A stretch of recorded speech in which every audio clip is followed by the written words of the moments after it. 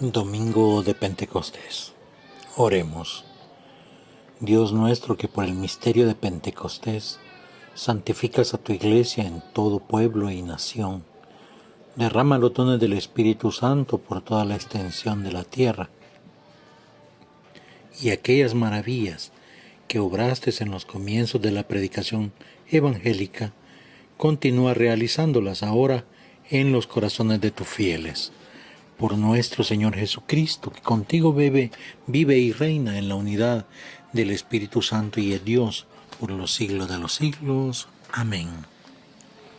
Lecturas tomadas primero del libro de los Hechos de los Apóstoles, capítulo 2, versículo del 1 al 11.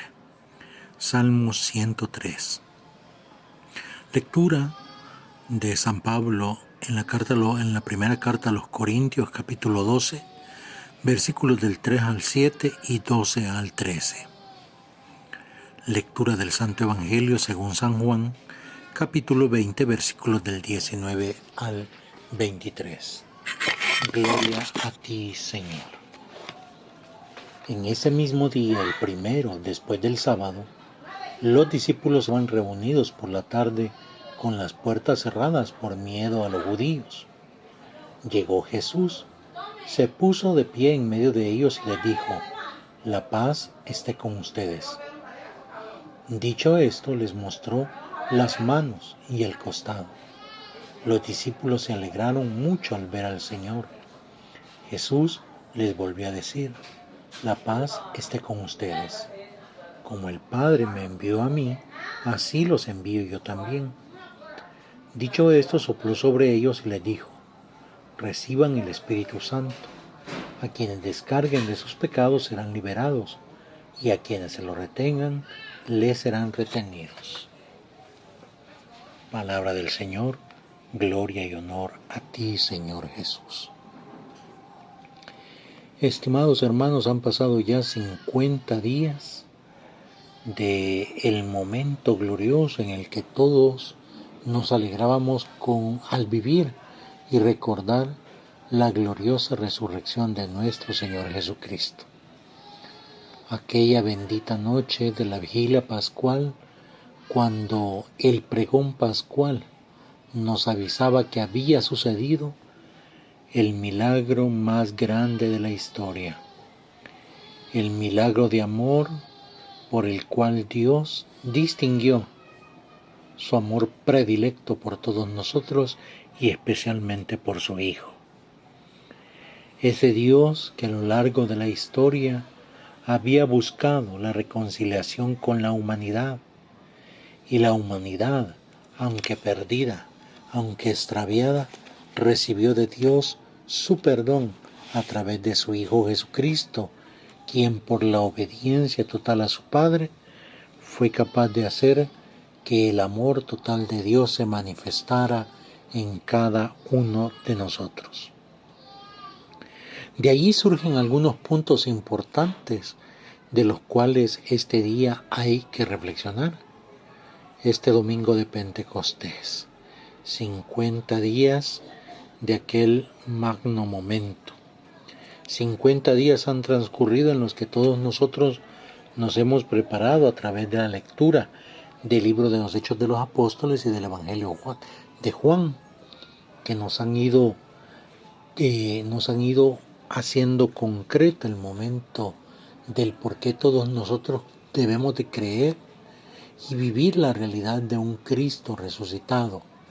No creemos en un Cristo muerto, creemos en un Cristo resucitado.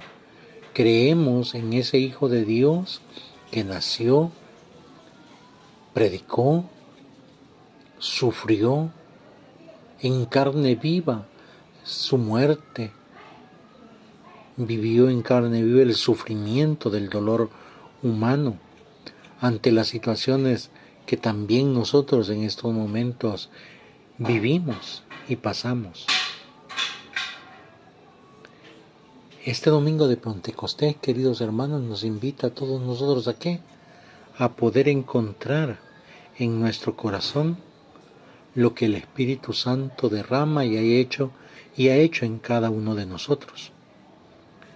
Y por eso, como ya les decía al inicio de esta Pascua, los hechos de los apóstoles nos iban a contar y a narrar cómo los apóstoles, siendo testigos fieles y directos del Señor Jesucristo, nos ayudarían también a nosotros a reconocernos como sus discípulos, como sus apóstoles. ¿Capaces de qué?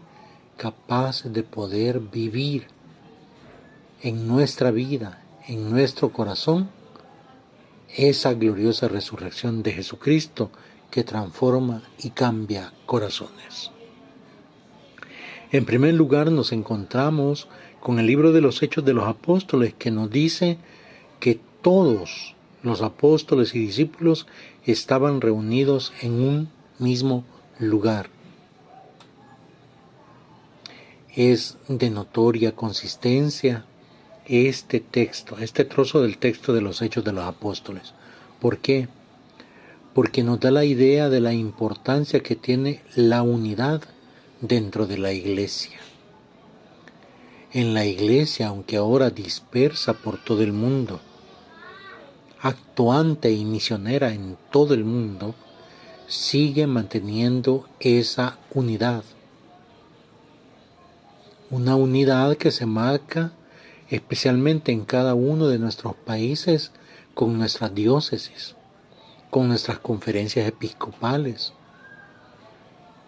Y a nivel universal, a nivel mundial, se hace a través de la diócesis de Roma, donde está el Papa, quien guía, gobierna la Iglesia y dirige cada una de las situaciones que ella va a vivir, creando esa unidad.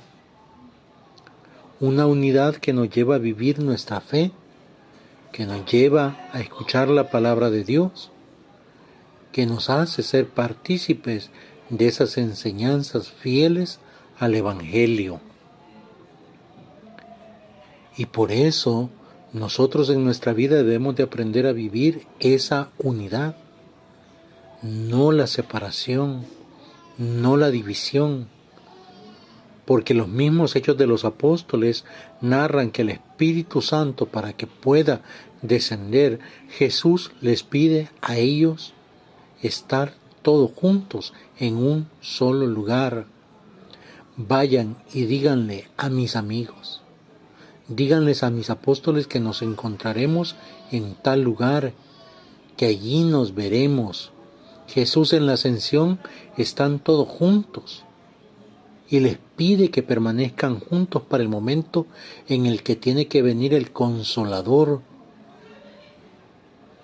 el que les va a aclarar muchas cosas, aquel que cuando Él esté delante del Padre, el Padre y Él lo enviarán como fiel testigo del amor de Dios y fiel testigo del amor de su Hijo por cada uno de nosotros. Y por eso la unidad debe de prevalecer dentro de la iglesia y dentro de nuestro hogar.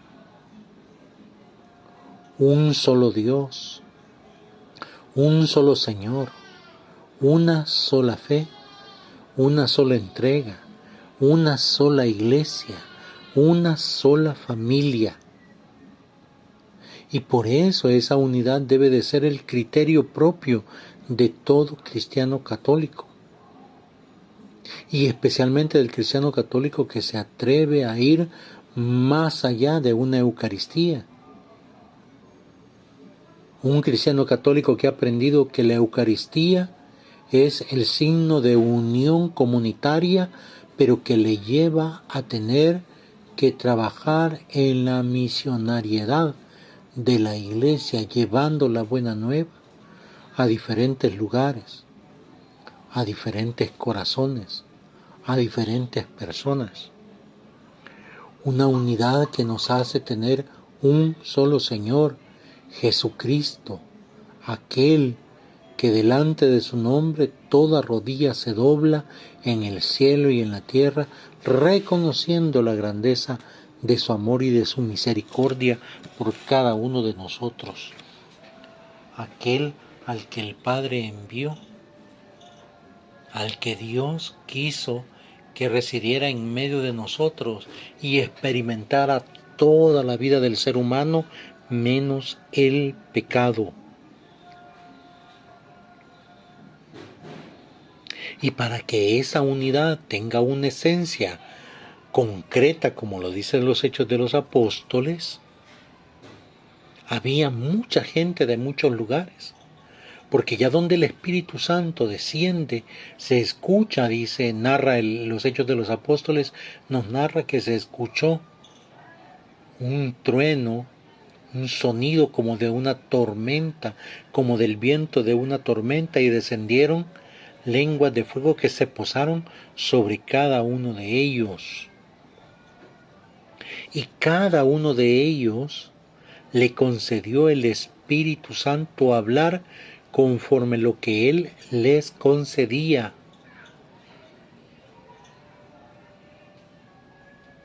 El Espíritu Santo es el que te concede la gracia de poder hablar, de poder orar, de poder interpretar, de poder aconsejar. No es lo que tú quieres. Ay, es que a mí me gustaría ser predicador. No, es que a mí me gustaría ser orador. A mí me gustaría ser intercesor. A mí me gustaría ser intérprete. No es lo que tú quieres. Es lo que el Espíritu Santo te concede.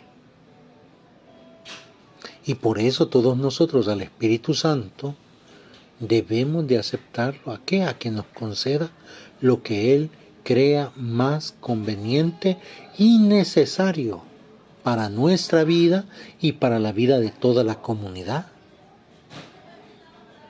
Y por eso ustedes se dan cuenta que dentro de la comunidad en la que ustedes viven, dentro de la comunidad en la que ustedes tienen su rol religioso, hay muchos que tenemos 20, 30, 40 años de estar participando en un grupo y hemos visto un líder, otro líder, y cada líder es distinto. Cada líder es diferente. ¿Por qué? Porque solo el Espíritu Santo le concede el liderazgo propio. Pero es que mire que hay algunos líderes que no son lo que esperábamos. Pues sí, porque tú eras el que esperabas algo de ese líder. Cuando ese líder lo que esperaba era tu oración, no tu crítica, no tu desánimo, no tu desgano, sino la oportunidad de que tú fueras valiente y fuerte en tu oración por ese hermano o esa hermana.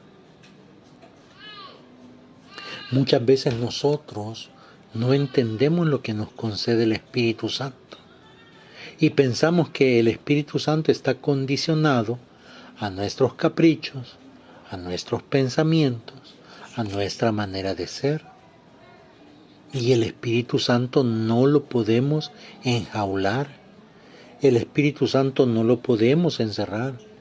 El Espíritu Santo es libre de actuar, libre de posarse donde Él quiere y donde cree más conveniente en la manera oportuna que Él lo desea.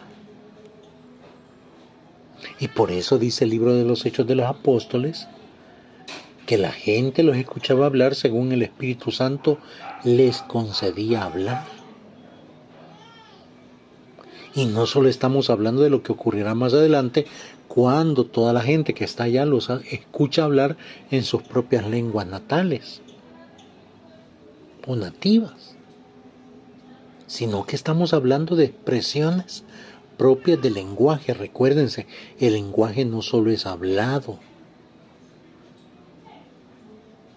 el lenguaje también es de sensaciones.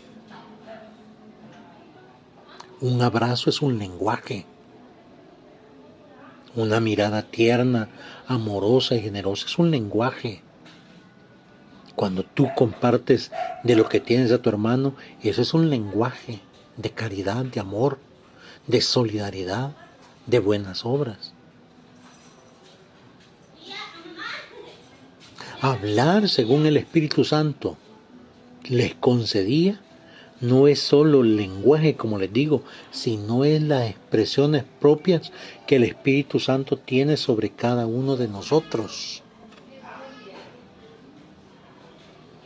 Y por eso algunos son más amorosos que otros, por eso algunos son más solidarios que otros. ¿Por qué? Porque es el Espíritu Santo el que te concede ese lenguaje, esa forma de hablar. Pero cuidado, cuidado, cuidado con caer también en falsas alarmas de cómo el Espíritu Santo puede actuar. Porque a veces, y han sucedido casos, en los que dicen el Espíritu Santo me inspiró, hermano, para decirle que usted está cometiendo este y este otro pecado. Y delante de toda la comunidad, cuidado con esos falsos momentos, porque no es el Espíritu Santo. Porque el Espíritu Santo no produce odios, no produce rencores, no produce resentimientos. El Espíritu Santo es totalmente diferente. Y por eso todos nosotros debemos de aprender a distinguir cuando el Espíritu Santo verdaderamente habla y cuando el Espíritu Santo no es el que está actuando en aquel hermano, en aquella hermana. El detalle está que muchos de nosotros nos dejamos sorprender, nos dejamos, ¿cómo se dice? Nos dejamos llevar. ¿Por qué? Porque muchas veces somos tan hermosos en nuestra fe que muchas veces no cuestionamos lo que en realidad está pasando. Y por eso muchas veces nos vemos engañados. Y por eso nos vemos muchas veces falsamente atraídos por situaciones que no van de acuerdo al Espíritu Santo. Y en eso debemos de ser muy cuidadosos, debemos de estar muy atentos. Porque no podemos decir que el Espíritu Santo está actuando, por ejemplo, en alguien que te maltrata, en alguien que maltrata, en alguien que asesina, en alguien que hace justicia por sus propias manos. No podemos decirlo así, no podemos verlo así. Y por eso debemos de ser muy cuidadosos en todo lo que vemos a nuestro alrededor, en cómo vemos el actuar de los hermanos, de las hermanas, porque puede ser muy tendencioso, puede ser peligroso y nos puede llevar a situaciones adversas dentro del crecimiento de nuestra comunidad, dentro del crecimiento de nuestra fe. Pero también el Espíritu Santo, dice los Hechos de los Apóstoles, no solo habla según Él les concede, sino también ya no hay distinción ni diferencia de lenguas. Ya no hay diferencias. Como sucedió, se recuerdan en el libro del Génesis, como sucedió en Babel. Que en Babel toda la humanidad, nos narra ese momento histórico, se había unido para hacer una torre que llegara hasta el cielo. Y en ese momento Dios confunde el lenguaje, confunde el idioma, para que nadie se entendiera. Con el Espíritu Santo es totalmente diferente. ¿Por qué? Porque el Espíritu Santo, dice los Hechos de los Apóstoles, que cuando salieron de donde estaban encerrados por miedo, habían medos, persas, hititas, habían de varias regiones con sus propias lenguas. Y cuando ellos salen a predicar más allá de las puertas, más allá de donde se encontraban encerrados, todos los escuchan hablar en sus propios idiomas. Quiere decir esto, que el Espíritu Santo es el que regresa nuevamente a crear la unidad a través del idioma para todos los pueblos. Y gracias a esa realidad, por ejemplo, en el Concilio Vaticano II, cuando se hace la renovación de la liturgia, por eso se pide de que las Eucaristías ya no sean en latín, sino que empiecen a ser en el idioma propio de cada pueblo, de cada lugar. ¿Por qué? Porque la unidad se crea a partir de las diferencias. ¿Por qué? Porque un solo Espíritu Santo es el que ha descendido. Una sola vez el Espíritu Santo desciende en tu bautismo. Y eso hay que entenderlo y comprenderlo muy bien.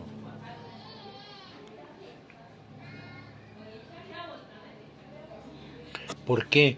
Porque en el bautismo original o primero es donde tú recibes el Espíritu Santo que te va a llevar a actuar, a vivir. Y lo confirmas en el sacramento de la confirmación.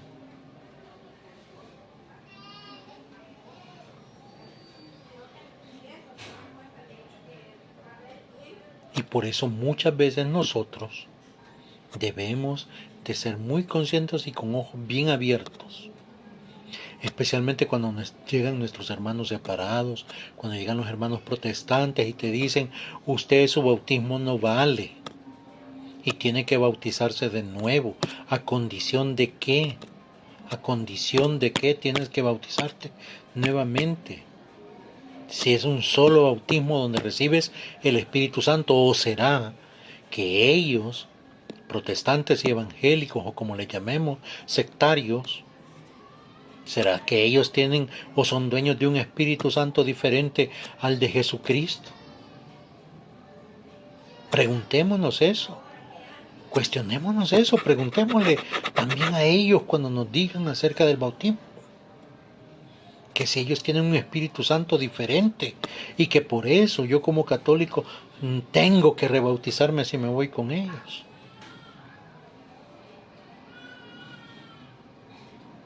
El Espíritu Santo, ya les dije, no crea división, no crea separación. Es el ser humano el que crea separación, división. Es la condición humana de egoísmo, de envidias, de pleitos, de rencores, el que crea esa división. No es el Espíritu de Dios, no es Dios mismo. Dios sigue creando unidad. Y en el Espíritu Santo la confirma. Porque si en Babel separó al hombre por su idioma, en Pentecostés Dios une a la iglesia, une la fe, une al ser humano en sus lenguajes. Y por eso cuando ustedes tienen la oportunidad de ir a otro país donde no hablen nuestro idioma y van a la Eucaristía, posiblemente la reflexión, la homilía del sacerdote, del diácono, del obispo, no la entendamos a cabalidad por el lenguaje que están hablando. Pero la Eucaristía mantiene el mismo rito y lo vamos a entender y nuestro corazón se va a unir a ese rito. Especialmente el rito eucarístico donde Jesús se hace presente con su cuerpo, con su sangre. Lo entenderemos. ¿Por qué? Porque será el Espíritu Santo el que hablará en nuestro corazón y nos hará entender y comprender. Y por esa razón tiene Jesús de decirles a sus discípulos y a sus apóstoles, les enviaré aquel que les hará comprender todo cuanto yo les he dicho, todo cuanto yo les he enseñado. Él será quien hable por ustedes. Él será quien esté con ustedes. Él los guiará, Él los alentará, Él los animará. Cuando estén pasando momentos difíciles o cuando estén en duras pruebas, Él velará por ustedes. Pero este Espíritu Santo que viene y que estamos celebrando su venida, no viene con las manos vacías. Dios se encarga de que el Espíritu Santo no venga con las manos vacías. Así como Jesucristo carga consigo la redención, el perdón a nuestros pecados, la reconciliación entre el hombre y Dios, el Espíritu Santo también trae consigo regalos que provienen de Dios Padre y de Dios Hijo. Regalos propios que se reciben o se obtienen con el Espíritu Santo que habita en nosotros. Y el primer regalo de ellos es los dones espirituales. Los dones espirituales que trae consigo el Espíritu Santo. 7 dones. Sabiduría, consejo, temor de Dios, fortaleza, ciencia. Esos 7 dones espirituales que nos hacen ser a cada uno de nosotros hombres y mujeres capaces de poder afrontar todo tipo de situaciones, todo tipo de obstáculos que este mundo te pone para alejarte de Dios. Con el Espíritu Santo que nos trae esos dones, nos ayudan a poder acercarnos a Dios,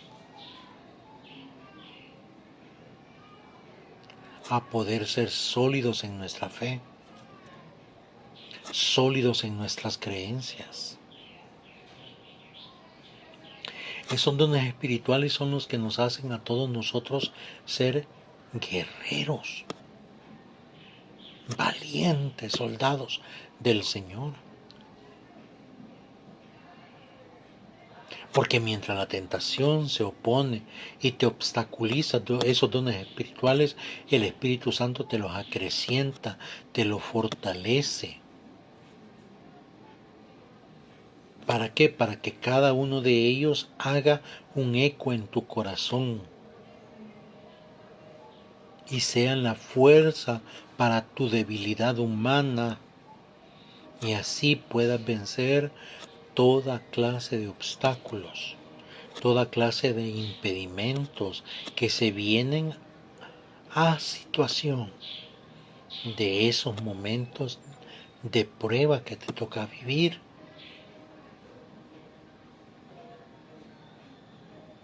También el Espíritu Santo trae diferentes ministerios.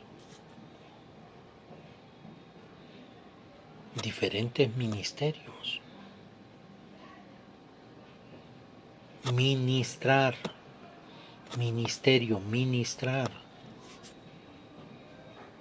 O sea, hacer eco y vida lo que Dios quiere para nosotros. ¿A dónde yo soy más útil dentro de la iglesia? ¿A dónde yo puedo dar lo que yo, desde mi pequeñez, desde mi fragilidad, desde mi debilidad, puedo ofrecer a la comunidad?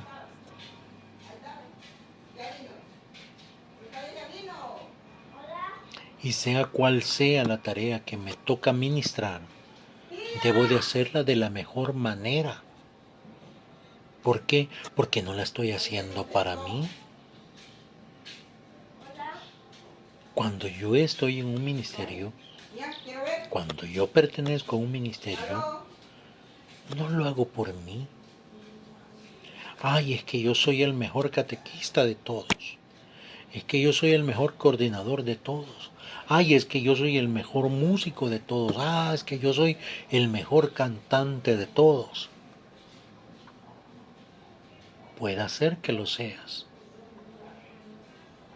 Pero mientras no seas capaz de reconocer que todos ponemos un granito de arena en la evangelización y en la promulgación del Evangelio, y no reconozcas que no eres tú, sino que es el Señor Jesús y el Espíritu Santo que actúan a través de ti, puedes cantar muy hermoso, pero totalmente vacío del Señor Jesús. Puedes predicar muy hermoso, pero totalmente vacío de lo que es la presencia del Señor Jesús y del Espíritu Santo. Puedes orar muy hermoso, pero totalmente vacío de esa realidad del Señor Jesús y del Espíritu Santo. ¿Por qué? Porque es tu humanidad la que actúa. Y no das espacio que el Espíritu Santo pueda ministrar el encargo o la tarea que tú tienes.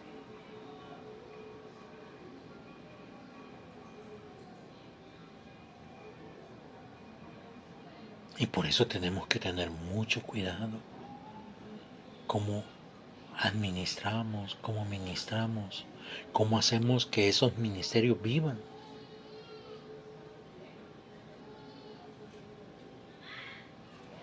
Y por eso nos damos cuenta que hay muchos ministerios que no crecen, que no avanzan. ¿Por qué? Porque han dejado a un lado la gracia del Señor. Porque han dejado a un lado que el Espíritu Santo actúe en ellos. Y comienzan a dejar que la humanidad débil, la humanidad perdida, la humanidad frágil y tentada al pecado, sea más fuerte que la presencia de Dios en ellos.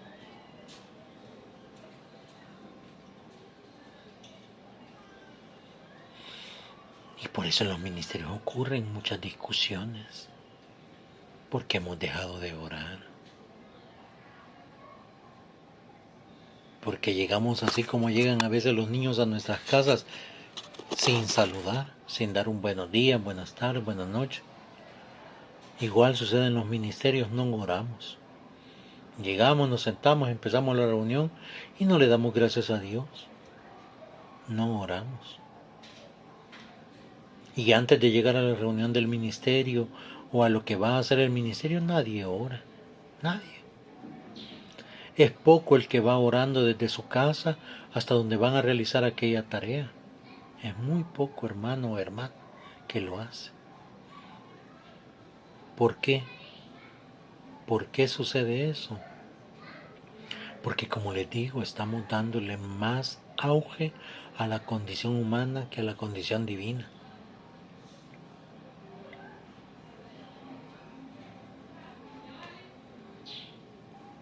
Y pensamos que gracias a nosotros la iglesia camina.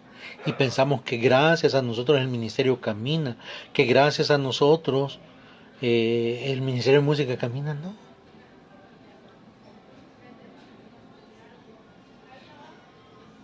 Porque imagínate que con tu gran entrega, con tu gran inteligencia, con tu gran voz, y cuando el Señor te llame, y cuando el Señor te haga regresar nuevamente a su reino, ¿a dónde va a quedar todo lo que tú ahora dices? Por mí sucede esto. Por mí tenemos esto. ¿A dónde va a quedar?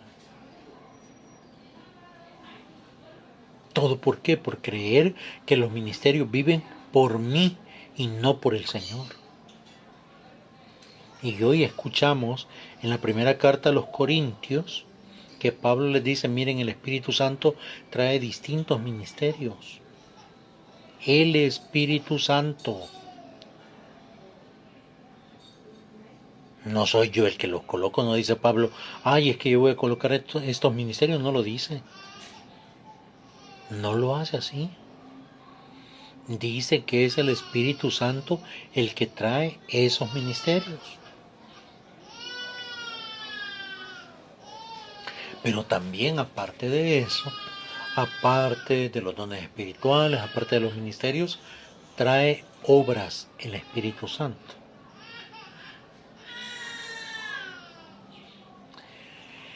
Es bien interesante porque nuestros hermanos protestantes dicen que Solo basta la fe, que no importan las obras.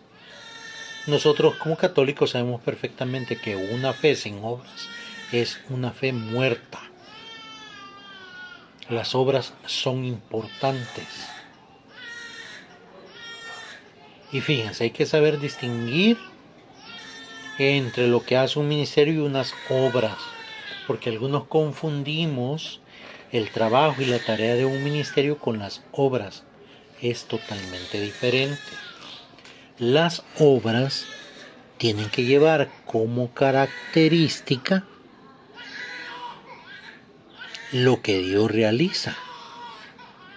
Porque las obras, dice San Pablo en la carta a los Corintios, son obras que provienen de Dios. Y Dios es quien obra en todos. ¿Qué significa esto? Significa que toda obra debe de llevar consigo ¿qué? Debe de llevar consigo ¿qué? El crecimiento de Dios. Dios obra en todos nosotros. Esto quiere decir entonces que cuando yo hago una obra de caridad, no la hago por lucirme.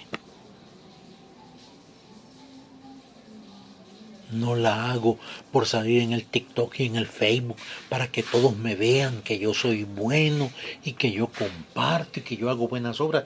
No se trata de eso. Se trata de que una obra le permita a la persona que realiza esa obra poderse dar cuenta que la misericordia y la bondad de Dios son generosas con él o con ella, y por eso tiene la capacidad, y no hablamos de una capacidad económica, sino que tiene la capacidad de entender que cuando él recibe una bendición, tiene que compartirla. Y al compartir esa bendición, la obra que realiza es que Dios se manifieste en aquella persona, y aquella persona es capaz de entender que esa obra que Dios ha hecho en ella o en él debe de reproducirla, debe de hacerla crecer. Y por eso cuando ustedes tengan la oportunidad de ver, por ejemplo, cuando a los seminaristas les dan los ministerios menores, cuando a los diáconos, a los sacerdotes, a los obispos los consagran, hay un momento en que el obispo les dice: Dios que comenzó en ti esta obra buena, él mismo la lleve a feliz término. ¿Qué significa eso? Significa que todo lo que hagas, todo lo que realices, todo será manifestar el amor de Dios en este mundo tan corrompido por el mal. Las obras no son para lucirse. Las obras son para manifestar el amor de Dios. Y por eso, si usted y yo hemos recibido obras, o sea, hemos recibido bondades de Dios, nosotros también debemos de hacer obras, no para devolverle al Señor, sino para estar conscientes nosotros que siendo nada, que siendo poca cosa, Dios se apiadó de nosotros, y nosotros, como intermediarios, nosotros como ejecutores, como trabajadores de Dios, podemos hacer que esas obras también se realicen en alguien que está menos favorecido que nosotros. Incluye allí al que está con hambre, al que está con sed, al que está preso, al que está enfermo. Inclúyalos a todos ellos, porque las buenas obras no solo son dar comida. Las buenas obras también son cuando usted se preocupa por los demás. Una mamá que se preocupa por su hijo, por sus hijos, aunque los hijos estén grandes. Una mamá que se preocupa por esos hijos, por su salud mental, por su salud emocional, por su fe. Esa mamá está haciendo una gran obra. ¿Por qué? Porque estos hijos a su vez van a reproducir en sus hijos esas obras de amor que esa mamá o ese papá tuvo con esos hijos. Ay, es que yo aprendí mi fe y yo aprendí a ser bueno con mis abuelos. Pues igual. Replique usted las buenas obras. Y no me venga a decir que, ay, es que yo no hago obras porque yo no tengo dinero, porque yo no tengo esto. Yo espero a que me saque la lotería, yo espero a tener dinero. No necesita eso. Ese es un complemento. Las buenas obras no solo son económicas, no solo son materiales. Las buenas obras también son cuando usted se compadece de alguien que sufre, cuando usted le ayuda a una persona a cruzarse la calle, cuando usted ayuda a una persona que ve que va con dificultad haciendo algo y usted le ayuda. Esa es una obra que también el Señor la ve con bondad. ¿Por qué? ¿Por qué? Porque también usted, también yo, cuando tenemos una dificultad así, quisiéramos que alguien nos ayudara, nos diera una mano. Ay, es que yo no hago buenas obras porque yo hacía antes y todo el mundo me falló. Pues no, el Señor no te falla, Dios no te falla. Y aunque haya habido mucha gente que te haya fallado, Dios no te falla. Y por eso las buenas obras deben de ser constantes y permanentes.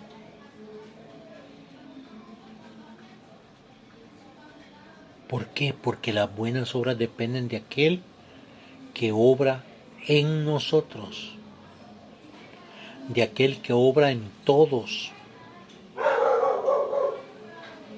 Dios obró en cada uno de nosotros. Y por eso todos nosotros somos hermosos a los ojos de Dios. Aunque seas muy delgado, muy moreno, muy blanco, aunque seas muy trompudito, muy ojón, muy orejón, aunque seas muy cabezón, ¿verdad? Dios así te ve hermoso. ¿Por qué? Porque Dios obró en ti una hermosura. Dios te hizo alguien especial. Dios te hizo alguien único.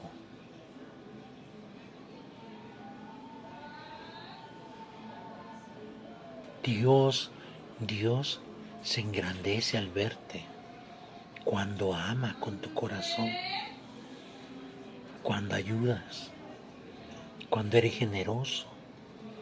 ¿Por qué? Porque Dios ve actuar al Espíritu Santo en ti y el Señor dice, este sí es verdaderamente mi hijo. Porque a pesar de todas las situaciones, sigue adelante y sigue ayudando. Así como las abuelas, ¿verdad? Cuando ven que el nieto tiene ciertos ademanes del hijo o de la hija, dicen, este sí se parece a mi hijo, este sí se parece a mi hija, dicen las abuelas, pero Dios también así lo dice, cuando eres bueno, cuando eres caritativo, cuando eres bondadoso, cuando a pesar de tus limitaciones tú sigues obrando el bien, sigues obrando caridad. Dios dice, este es mi hijo. Le hago pasar tantas pruebas, tantas dificultades, y allí está, miren, sirviéndome, entregándose cada día, a pesar de que no le he dado tiempo con las pruebas que he permitido para él, con las dificultades que le he hecho vivir, pero ahí está, fiel a mí. ¿Por qué? Porque me ama. Porque hemos entendido, hermanos, que el Espíritu Santo es el consolador, el consuelo de Dios en nuestras vidas. es el que nos da la certeza de que Dios realmente existe y que no nos ha dejado solos. Y aunque el mal y la tentación quisiera hacernos creer que Dios ya no nos favorece, no es cierto, porque Dios en todo momento, en toda circunstancia, sigue favoreciéndonos, sigue viéndonos con ojos de amor.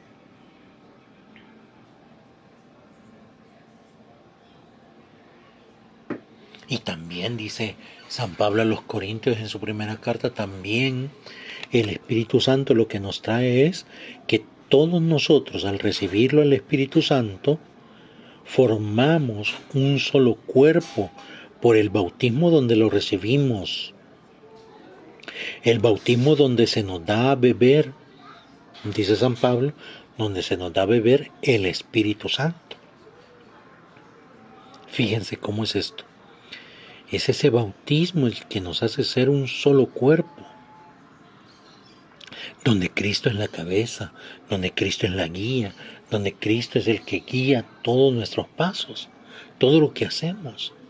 Nosotros somos parte de un solo cuerpo y todos somos importantes en el cuerpo. No hay ninguno de nosotros que no sea importante en el cuerpo de la iglesia. Todos tenemos un valor. Que aunque a veces se te zafen los cables, que aunque a veces te falte un tornillo, que aunque a veces no tengas paciencia, pero sigues siendo parte de ese cuerpo, donde Cristo es la cabeza. Y esa es la alegría y la felicidad de todos nosotros, sabernos parte de Cristo Jesús. Sabernos parte de los elegidos y amados por Dios. Y eso, en lugar de crearnos conflictos, en lugar de crearnos tensiones, nos debería de crear paz y tranquilidad a nuestros corazones. Se les aparece Jesús, dice el Evangelio de Juan, cuando están a puertas cerradas y les dice: la paz esté con ustedes. Fíjense, la paz esté con ustedes. Vuelvo a repetir, el Espíritu Santo no es para conflictos. El Espíritu Santo no es para crear divisiones, el Espíritu Santo es para crear unidad y para dar paz. La paz esté en medio de ustedes, la paz esté con ustedes. Reciban, fíjense, ya es la primera confirmación del Espíritu Santo, antes de que Jesús lo envíe en su totalidad desde el cielo, se lo da a los apóstoles. ¿Qué signo es ese? Es el signo de que el depósito del Espíritu Santo son los apóstoles, y en este caso, en la Iglesia Católica, nuestros obispos. Depósitos del Espíritu Santo.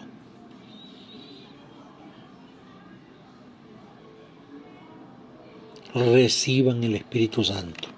Y les dice, fíjense, aquí está el sacramento de la reconciliación y el por qué muchos de nosotros que nos llamamos católicos y que no nos gusta confesarnos con los sacerdotes, aquí está tu enseñanza.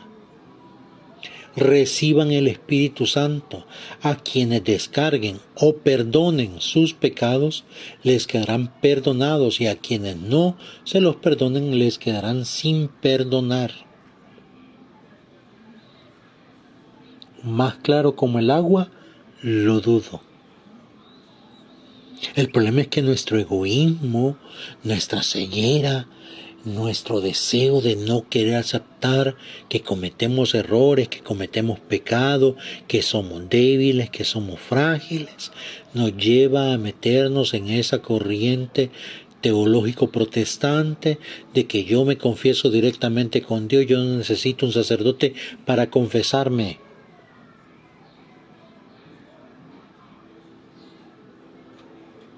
Yo no necesito un sacerdote para confesarme porque es un hombre como yo, es un ser humano como yo. Es cierto, tiene sus debilidades el sacerdote, tiene sus fragilidades, con la única diferencia que el Espíritu Santo que habita en él por imposición de manos del obispo El que es, les dije que, depósito del Espíritu Santo, le permite perdonar tus pecados. Y si el sacerdote eleva sus manos y te absuelve de tus pecados, desde ese momento tus pecados han sido borrados. Y cuando sales del confesionario, cuando sales de confesarte, te vas sin ningún pecado, te vas sin nada. Porque en esa absolución quedaron borrados todos tus pecados. Qué hermoso regalo del Señor. Qué grande del Señor, ¿verdad? Qué hermoso lo que el Señor nos regala. Qué hermoso lo que Dios nos da. Qué hermoso. Entonces es un amor que es tan fuerte. Un amor tan misericordioso de perdonar nuestras culpas, de perdonar nuestras debilidades, de perdonar nuestros pecados, de perdonar esas fragilidades que tenemos, que vivimos. El Señor es así, lleno de amor y de bondad para con nosotros. Por eso este domingo de Pentecostés, queridos hermanos, démosle gracias a Dios y a su Hijo Jesucristo, que envían al Espíritu Santo. ¿Para qué? Para que todos nosotros podamos ser grandes a su amor, fieles a su amor.